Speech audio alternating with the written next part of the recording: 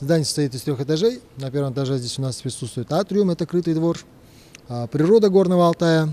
На втором этаже у нас представлена история, древняя история, современная история Горного Алтая, алтайская этнография и русская этнография. Также на втором этаже у нас находится история Республики Алтай и принцесса Укок, сам комплекс вот этот, принцесса Укок.